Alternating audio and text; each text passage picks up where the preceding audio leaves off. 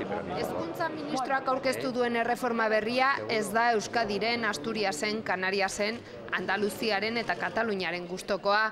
Azken erkidego horretako sailburuak alde egin du bilera amaitu baino lehen, ministerioak negoziatzeko asmorik ez duela salatuta. El diálogo no ha existido. Rompe uno de los pocos consensos constitucionales. Euskal Sailburu ordeak dio hizkuntzen erabileraren inguruko adostasun konstituzionala hausten duela erreformak. Berten asmoa da gaztelania blindatzea. Euskara espezializate izatera pasako da atzerriko hizkuntzen atzetik. Hezkuntza publikoan euskara eta gaztelaniaren artean oreka egon beharko da. Hala ez bada, ikasleek pribatura jo dezakete eta gastuak erkidegoari pasa. Zirriborroaren arabera gainera, estatuak kontrol gehiago izango du ikasgai gehienen edukian eta ordu kopuruan.